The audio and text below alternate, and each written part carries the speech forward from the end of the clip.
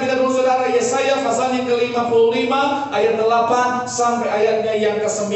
Yesaya pasal yang ke-55, kita akan baca saudara ayatnya yang ke-8 sampai ayatnya yang ke-9. Yang sudah di sana boleh bilang haleluya. Yuk sama-sama kita baca 3 ya. Sebab rancanganku bukanlah rancanganmu, dan jalanku bukanlah jalanku. Demikianlah apa? Firman Tuhan, seperti tingginya langit dari bumi, demikianlah tingginya jalanku dari jalanmu, dan rancanganku dari, sekali lagi saudara, 3 ya. Sebab rancanganku bukanlah rancanganmu, dan jalanmu bukanlah jalanku. Demikianlah firman Tuhan, seperti tingginya langit dari bumi, demikianlah apa? Tingginya jalanku dari jalanmu, dan rancanganku dari rancanganmu. Tema saya besar, tema besarnya adalah bicara tentang God's way atau caranya Tuhan. Sama-sama bilang sama saya, cara Tuhan.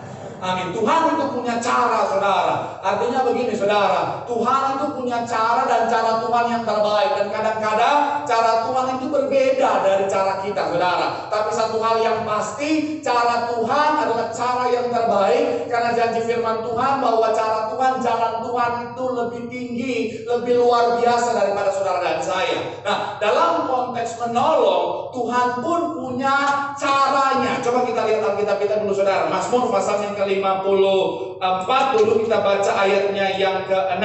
Mazmur pasalnya yang ke-54 kita baca ayatnya yang ke-6 dulu saudara. Haleluya, terpuji nama Tuhan. 54 ayat 6. Boleh munculkan apa mungkin ya. Sebelumnya coba ada sedikit penyesuaian antara Alkitab elektronik dan juga Alkitab buku saudara. Mulai dari sesungguhnya Allah adalah penolongku. Yuk, 54 ayat 6 di Alkitab saudara, ada yang ayat 4, ada yang ayatnya yang ke-6, ada sedikit penyesuaian saudara. Yuk sama-sama kita baca 3 ya. Sesungguhnya Allah adalah penolongku, Tuhanlah, sekali lagi 3 ya. Sesungguhnya Allah adalah penolongku, Tuhanlah yang. Kemudian Ibrani 13 ayat 6. Ibrani pasalnya yang ke-13 ayatnya yang ke-6. Haleluya, terpuji nama Tuhan. Ibrani pasalnya ke-13 ayat 6, sama-sama kita baca 3 iya. Sebab itu dengan yakin kita dapat berkata, Tuhan adalah penolongku, aku tidak akan takut. Apakah yang dapat? Sekali lagi 3 ya. Sebab itu kita dengan yakin kita dapat berkata, Tuhan adalah penolongku, aku tidak takut. Apakah yang dapat dilakukan manusia terhadap aku? Sekali lagi saudara, bahwa Tuhan itu punya cara saudara. Tuhan punya cara, dan caranya Tuhan jauh lebih tinggi daripada caranya kita, jauh lebih baik daripada caranya kita. Begitupun bicara tentang menolong saudara. Dan sebagai ciptaan Tuhan, kita sangat membutuhkan Tuhan. Sebagai ciptaan Tuhan, kita sangat membutuhkan yang namanya pertolongan Tuhan dalam kehidupan kita. Karena kita percaya sebagai anak Tuhan, tanpa Tuhan kita nggak bisa apa-apa saudara. Dalam setiap aspek kehidupan kita, kita sangat membutuhkan yang namanya Tuhan, pertolongan Tuhan dalam kehidupan kita. Tapi sayangnya, hari-hari ini saudara, banyak orang yang seperti tidak melihat pertolongan Tuhan. Padahal hari-hari ini saudara, dia butuh pertolongan Tuhan. Tapi itu bicara tentang dalam pekerjaannya, dalam yang namanya bisnisnya, dalam rumah tangganya, dalam kesehatannya, dan lain sebagainya. Tapi sayangnya hari-hari ini banyak orang yang mengeluhkan bahwa mereka butuh pertolongan, tapi mereka belum lihat pertolongan. Akhirnya banyak muncul pertanyaan-pertanyaan seperti ini. Pak Pendeta, apakah Tuhan masih mau tolong saya? Pak Pendeta, apakah masih adakah pertolongan Tuhan buat saya? Saya mau bilang saudara, pertolongan Tuhan pasti ada buat saudara dan saya. Amin. Tapi kenapa seringkali kita seperti tidak melihat pertolongan Tuhan dalam kehidupan kita? Padahal Tuhan sudah janji bahwa ada pertolongan Tuhan buat saudara dan saya. Seringkali itu disebabkan karena kita belum memahami caranya Tuhan dalam menolong. Sekali lagi, Tuhan sudah janji bahwa pasti, sama-sama bilang sama saya, pasti ada pertolongan Tuhan buat saudara dan saya. Tapi kadang-kadang kita seperti belum melihat pertolongan Tuhan. Kadang-kadang karena kitanya yang belum punya pemahaman, kita belum mengerti caranya Tuhan dalam menolong. Nah, itu akan sama-sama kita belajar pagi hari saudara. Apa caranya Tuhan, atau seperti apa caranya Tuhan menolong setiap kita. Yang pertama saya mencatat di sini saudara adalah menolong dengan cara langsung. Sama-sama bilang sama saya secara langsung. Sama-sama bilang sama saya secara langsung. Amin. Saya mau ajak saudara untuk baca kitab Alkitabnya saudara, tapi cukup panjang di kitab Keluaran tentang kisah perjalanan bangsa Israel ketika keluar dari Mesir ke tanah perjanjian Kanaan. Tapi karena panjang mempersingkat waktu, saudara bisa baca di rumah. Walaupun saya nggak yakin saudara baca, tapi ya apa-apa. Setidaknya saya sudah berharap. Kisahnya begini saudara, ketika dalam perjalanan bangsa Israel dari Mesir ke tanah perjanjian saudara, Tuhan menyatakan pertolongannya secara langsung. Contohnya apa? Ketika yang namanya mereka lagi masa perjalanan saudara, tiba-tiba ada laut yang terbentang luas saudara. Nggak ada jalan selain apa? Melewati laut itu saudara. Akhirnya Musa doa sama Tuhan, berseru sama Tuhan. Saya mau bilang saudara, Tuhan langsung menyatakan yang namanya pertolongannya melalui apa? Tuhan suruh Musa belah lautan, pukul lautan, akhirnya terbelah saudara. Akhirnya mereka langsung menerima pertolongan Tuhan. Mereka bisa langsung melewati lautan itu saudara. Tidak ada jalan, Tuhan tolong langsung kasih jalan. Kisah berikutnya, ketika yang namanya mereka kehausan di padang gurun, gak ada air minum. Musa doa sama Tuhan, berseru sama Tuhan. Akhirnya Tuhan suruh apa? Musa, apa? Ada. Saya sengaja, saya tahu tapi saya tidak mau kasih tahu. Apa? Musa bicara sama batu itu, ya kan? Ngomong sama batu itu, keluar air. Tapi karena Musa emosi, mereka bersungut-sungut. Akhirnya Musa nggak ngomong, diambil tongkatnya, dia pukul itu batu. Pak! Sampai teriak, sumber air sodeka. Iklan aku keluar. Akhirnya karena Musa yang memang darah tinggi, darah Manado, Ambon, Batak, Papua, dia pukul itu batu. Langsung. Saya mau bilang saudara, akhirnya apa? Tuhan langsung nyatakan pertolongannya. Tuhan kasih air. Ketika mereka lapar, Tuhan langsung nyatakan pertolongannya lewat apa? Roti mana? Betul sekali. Saya mau bilang saudara, sekali lagi dalam kehidupan kita, yang pertama cara Tuhan menolong adalah apa? Dengan menolong secara langsung. Kalau kita belajar Alkitab, banyak sekali contoh-contoh kisah-kisah ketika Yosafat contohnya saudara, Tuhan menolong dia secara langsung, bahkan Tuhan memberikan kemenangan kepadanya. Kemudian yang namanya orang kusta yang punya penyakit kusta, Tuhan langsung kasih kesembuhan, orang buta dan lain sebagainya. Intinya begini saudara, saya mencatat di sini saudara bahwa Tuhan ketika menolong, cara yang pertama adalah Tuhan akan menolong saudara secara langsung. Kalau saudara perhatikan kisah perjalanan pelayanan Bapak Gembala Sidang kita saudara, ada kisah di mana ada orang-orang yang akhirnya terima mujizat Tuhan secara luar biasa. Ada bayi dalam kandungan yang sudah meninggal saudara, bisa bangkit lagi dalam sekejap saudara. Bahkan ada orang-orang yang udah divonis dokter penyakit parah, ketika terima perjamuan khusus minyak urapan, ketika check up lagi udah sembuh total saudara. Menerima yang namanya pertolongan Tuhan secara langsung. Saya mau bilang saudara, jangan bilang begini, Pak Pendeta, mana mungkin Tuhan bisa langsung tolong saya. Kan masalahnya Pak Pendeta, masalah saya hari ini yang saya hadapi sudah sangat berat. Mana mungkin Tuhan bisa sanggup langsung berikan pertolongan sama saya. Orang keadaannya sudah sangat sulit. Saya mau bilang saudara, sekalipun bagi dunia mustahil, bagi Tuhan tidak ada perkara mustahil. Tuhan sanggup kasih pertolongan secara langsung. Hari ini juga, sekalipun mungkin secara manusia tidak mungkin, kalau Tuhan mau, Tuhan sanggup kasih pertolongan. Yang setuju boleh berikan tepuk tangan yang paling meriah buat Tuhan. Bilang sama kanan kirimu, Tuhan sanggup tolong langsung engkau. Tepuk tangan yang paling meriah buat Tuhan. Yang kedua saudara, cara Tuhan yang kedua adalah Tuhan menolong dengan cara bertahap. Sama-sama bilang sama saya, bertahap.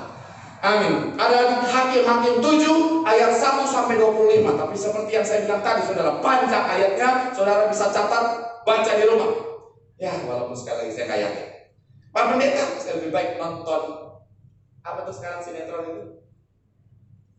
Ikatan Cinta. Tuhan. Kalau kayak kita cinta, drama Korea.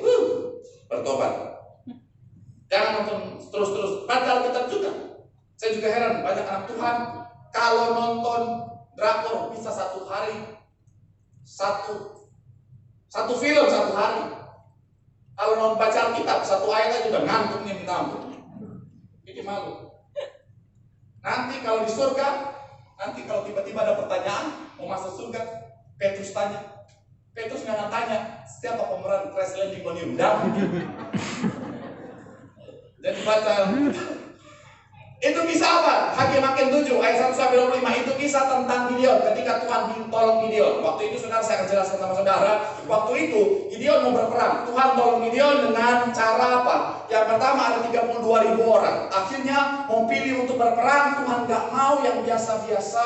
Tuhan bilang sama Gideon, Gideon, dari 32.000 orang itu ngomong sama mereka, yang berani ikut, yang takut pulang aja. Yang pulang berapa banyak?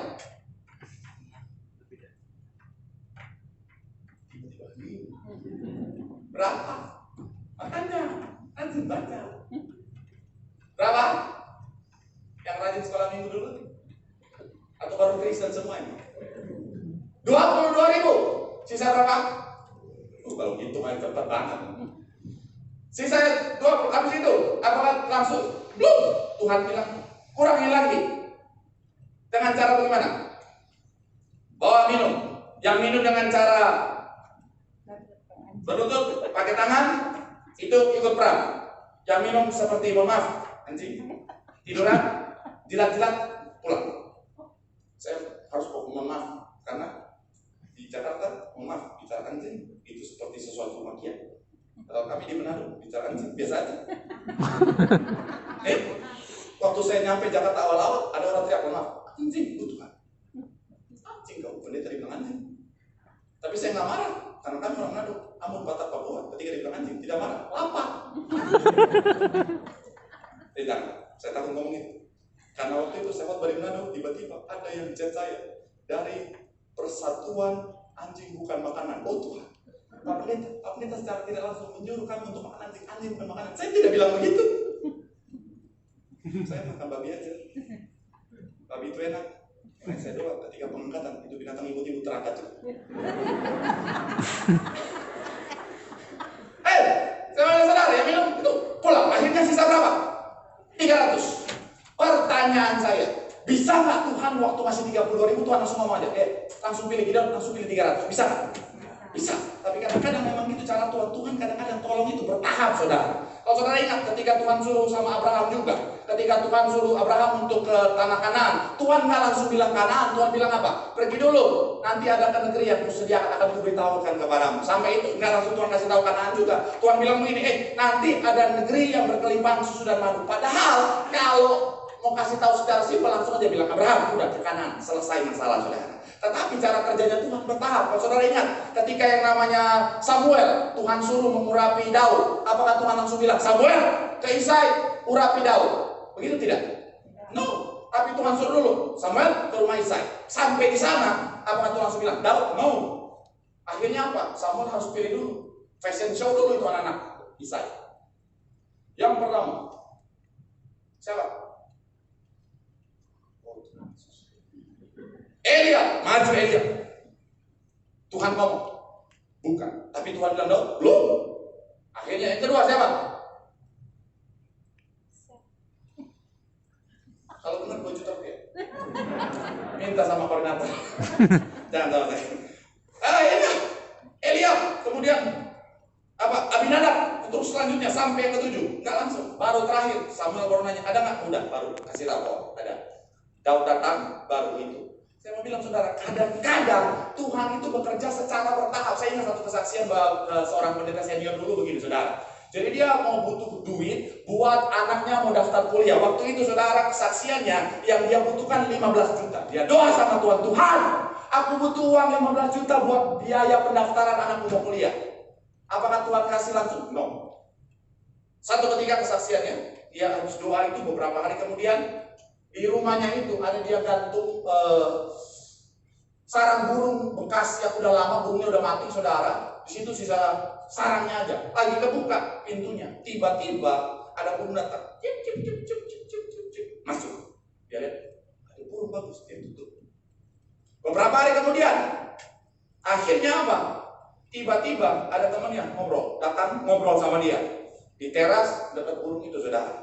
Ngobrol, ternyata si temannya ini pecinta burung. Akhirnya dia lihat burung itu, dia bilang, bagus juga ini burung ya. Gue tawar deh, gue bayarin deh. Karena si pendeta ini dia ngerasa ya udah, Nanti tulus gitu, cuma datang gitu aja. Udah bayarin aja, terserah berapa pas gue lagi butuh duit. Ya udah, gue bayar deh. Suaranya bagus 15 juta. Pas. Pertanyaan saya, bisa nggak Tuhan langsung kasih tanpa lewat dulu? Maksudnya tanpa melalui proses dulu? Bisa. Tapi saya mau bilang, kadang-kadang Tuhan memang begitu, saudara. Kadang-kadang Tuhan menolong dengan cara yang bertahap. Tujuannya apa? Saya penelitian banyak bertanya supaya saudara berpikir. Soalnya kadang-kadang saya khotbah tidak membuat berpikir. Jemaat apa? Tujuannya apa? 2 Korintus 5 ayat 7. 2 Korintus pasal yang ke-5 ayat yang ke-7. Coba kita baca sama-sama. 2 Korintus 5 ayat yang ke-7. Yang sudah di sana boleh bilang puji Tuhan. Sama-sama kita baca. 3 ya. Sebab hidup ini kami apa? Adalah hidup karena percaya, bukan karena apa? Sekali lagi, sebab hidup kami ini adalah hidup karena, sama-sama bilang sama saya, karena percaya, bukan karena melihat. Saya mau bilang saudara, apa tujuan Tuhan menolong kita dengan cara yang bertahap? Kenapa? Karena Tuhan mau membangun, mau melatih iman kita. Sekalipun kita belum melihat, tapi kita percaya pertolongan Tuhan pasti ada dalam kehidupan kita. Amin. Itu kenapa pesan saya buat saudara hari saudara menurut firman Tuhan adalah begini. Jangan gampang underestimate sama caranya Tuhan. Jangan gampang underestimate sama yang namanya jalannya Tuhan. Jangan langsung meremehkan ketika kita doa sama Tuhan. Tuhan, aku butuh pekerjaan. Tiba-tiba ada yang nawarin, ada lowongan pekerjaan di situ tuh. Tapi ya biasa aja sih lowongan. Jangan langsung underestimate. Enggak, level ini mah level rendahan, gua mah high class. Saya bilang saudara, jangan underestimate caranya Tuhan. Kadang-kadang kita nggak pernah tahu. Mungkin awalnya kita lihat cuma pekerjaan yang biasa, tapi ketika kita datang ternyata di situ ada kesempatan besar yang Tuhan siapkan, saudara. Jangan hanya karena kita lihat bisnisnya kayaknya, aduh Tuhan, kita doa sama Tuhan, Tuhan aku butuh tender besar Tuhan. Tiba-tiba datang tendernya kecil, aduh. Tender cuma 1 juta 2 juta. Aduh, buat apa itu tender? Gue biasa yang ember. Bukan level gue. Saya mau bilang jangan underestimate. Karena gini saudara, kadang-kadang sengaja Tuhan izinkan begitu supaya ketika kita datang Tuhan sudah siapkan satu berkat besar di sana, saudara. Itu kenapa saya mau bilang, ayo saudara, hari-hari ini tahu betul saudara, kadang-kadang Tuhan tolong tuh bertahap, saudara. Contohnya aja cara kerja Tuhan ketika membentuk saya jadi seorang hamba Tuhan hari-hari. Tuhan gak langsung directly bawa saya jadi seorang hamba Tuhan. Perlahan tapi pasti. Saya gak bisa ngebayangin kalau dulu tiba-tiba Tuhan bilang, Marcel jadi hamba Tuhan. Mungkin saya bilang, gak mau Tuhan. Marcel hamba Tuhan, no, aku mau jadi boy band. Aku sudah latihan dance Tuhan. Aku tidak mau. Tapi kan kalau jangan cici gitu. Ini kan contoh. Karena Tuhan bertahan, akhirnya apa? Saya lihat, wow, memang rancangan Tuhan luar biasa. Sekali lagi saya mau bilang saudara, Tuhan sudah siapkan pertolongan buat saudara. Amin. Tapi ingat baik, untuk bisa mencapai pertolongan besar, kadang-kadang memang Tuhan izinkan bertahap. Nah, untuk bisa mencapai itu, jalani setiap tahap yang Tuhan izinkan. Kalau kau setia jalani, saya percaya kau akan mencapai pertolongan besar yang Tuhan sediakan. Yang setuju boleh berikan tepuk tangan yang paling meriah buat Tuhan. Bilang sama kanan kirimu, terkadang Tuhan menolong secara bertahap. Bilang sama yang ngomong, jalani setiap tahapnya. Boleh berikan tepuk tangan yang paling meriah buat Tuhan. Yang terakhir saudara, saya mencatat di sini saudara, cara Tuhan menolong yang terakhir, pemain musik boleh siap-siap. Saya mencatat di sini adalah menolong dengan cara tidak memberi pertolongan. Sama-sama bilang sama saya, tidak memberi pertolongan. Sama-sama bilang sama saya, tidak memberi pertolongan. Saya tahu banyak yang ragu. Apa Pak Pendeta? Menolong dengan cara tidak memberi pertolongan. Bagaimana ini? Pak Pendeta kurang tidur atau bagaimana? Kalau saudara ingat kisah Yusuf, ketika dijual jadi budak, apakah Tuhan tolong Yusuf waktu itu untuk melepaskan dia dari dijual jadi budak? Tidak. Tuhan tidak tolong Yusuf. Yusuf akhirnya dijual jadi budak. Ketika Yusuf difitnah sama Tante Poti bahwa Yusuf menggoda Tante Poti, ingin memperkosa Tante Poti, apakah Tuhan membela siapa? Melepaskan Yusuf dengan membuat dia tidak masuk penjara? dengan menyadarkan orang-orang itu bahwa Yusuf pasti muda dan tampan, mana mungkin dia mau sama yang udah keriting. No. Tuhan tidak menolong, tidak memberikan pertolongan. Tapi saya mau bilang, Tuhan tidak menolong Yusuf ketika dijual jadi budak.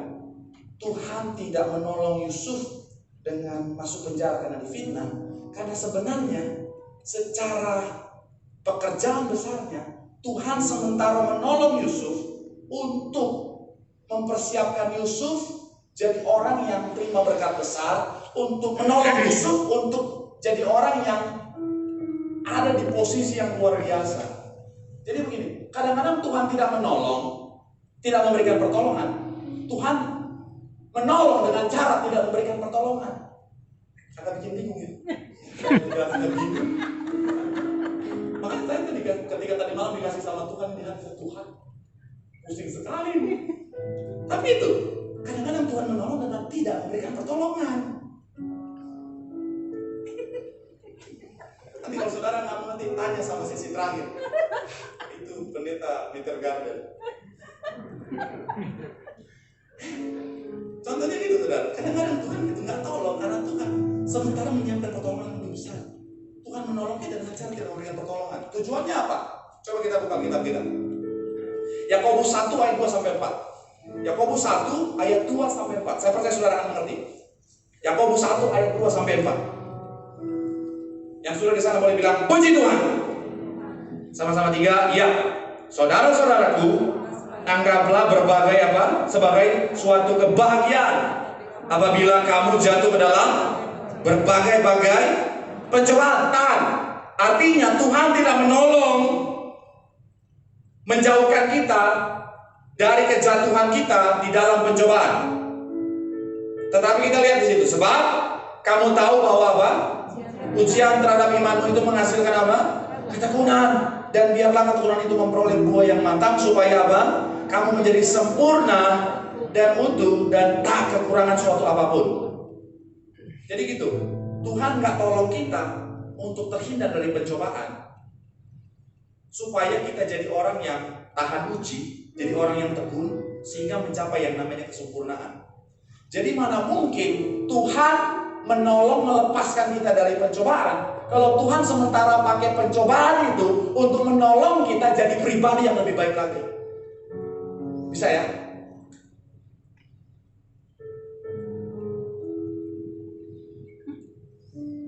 Saya kena kurang. Nah, bos, kalau ada yang tanya, Pak Pendeta hari ini bawa apa? Saya tidak bawa apa-apa. Kenapa? Karena hari ini analoginya tentang ini. Munculkan kolam renang. Mana mungkin saya bawa kolam ini?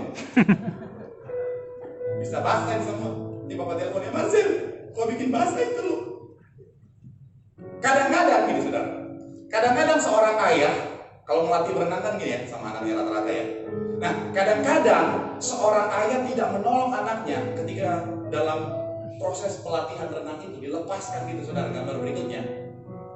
Tidak memberikan pertolongan karena dia sementara menolong anaknya untuk jadi seorang yang bisa berenang. Jadi gitu. Dalam kehidupan kita, penyelam kantor. Dalam kehidupan kita gitu saudara, kadang-kadang Tuhan menolong kita dengan cara tidak memberikan pertolongan. Ada orang-orang yang kadang-kadang minta sama Tuhan pertolongan. Tuhan, aku minta pertolonganmu Tuhan, untuk supaya aku bisa menang tender ini. Kadang-kadang Tuhan gak memberi pertolongan. Karena kenapa? Karena Tuhan lagi mau menolong kita dari tender yang bisa berbahaya buat kita nanti saudara. Kita minta Tuhan tolong, Tuhan tolong Tuhan, biar menang tender. Tuhan gak tolong karena Tuhan tahu di depan tender ini bisa membahayakan kita. Itu kenapa Tuhan gak tolong? Artinya apa? Tuhan memberikan pertolongan. Tuhan menolong kita dengan cara tidak memberikan pertolongan. Ada orang-orang doa Tuhan, anak muda doa Tuhan, aku jatuh cinta sama si Joni misalnya. Tuhan, aku cinta banget sama Joni. Tolong hubungan kami ini Tuhan sudah diambang putus. Tapi tolong Tuhan persatukan kami lagi. Tuhan gak tolong. Karena Tuhan sementara menolong dia dan hubungan yang salah, karena Tuhan tahu nanti Si Joni ketika udah menapa nama Joni, kalau udah menikah, ternyata ada Roro biawak, Roro buaya. Kan saya bilang, Pak, buaya hari-hari ini udah tidak berbahaya dalam arti menggigit, menerkam. Buaya hari-hari ini tampilannya, bahasanya, kamu nggak apa-apa. Kalau ada masalah cerita sama aku, oh itu buaya. Apalagi udah bilang, kaulah segalanya dalam hidup. Langsung kasih tinggal tuh jawab. Dan laki-laki bilang, kaulah harta satu-satunya dalam hidup. Kau bilang, so sweet. Nanti udah menikah, hidup susah, baru kau bilang, katanya kamu bilang, kamu kenapa gak pernah bilang kalau kamu susah? Aku dulu udah pernah bilang. Aku bilang kaulah segalanya, cuma kamulah harta satu-satunya. Kamu bilang so sweet.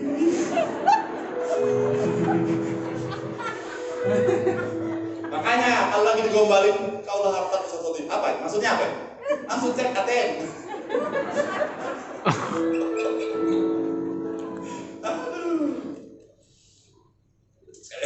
Sekali lagi saya mau bilang ke saudara, Tuhan kadang-kadang menolong kita dengan cara tidak memberikan pertolongan, karena Tuhan sementara melatih kita untuk jadi orang yang lebih baik lagi, pribadi yang lebih luar biasa lagi. Oleh sebab itu kalau hari ini kau minta Tuhan, tolong lepaskan aku dari masalah ini, dan akhirnya kau belum lihat Tuhan melepaskan kau dari masalah, langsung tahu, langsung sadari bahwa oh, artinya Tuhan sementara menolong aku untuk apa? Membentuk aku jadi pribadi yang lebih kuat, supaya kedepannya lagi ketika ada masalah tantangan aku hadapi, aku bukan orang yang dikalahkan oleh masalah, oleh tantangan, tapi aku adalah orang yang kuat yang sanggup mengalahkan keadaan untuk kemuliaan nama Tuhan. Boleh berikan tepuk tangan yang paling meriah buat Tuhan. Bilang sama kanan kirimu, ada pertolongan besar yang Tuhan siapkan. Boleh berikan tepuk tangan yang paling meriah buat Tuhan. Sama-sama teguhkan hati kita di hadapan Tuhan. Ku pandang wajah-Mu dan berseru, pertolonganku datang dari-Mu. Peganglah tanganku, jangan lepaskan. Kaulah harapan dalam ku pandang wajah-Mu Tuhan. Ku pandang wajah dan berseru, pertolongan kami. Amin. Dari peganglah,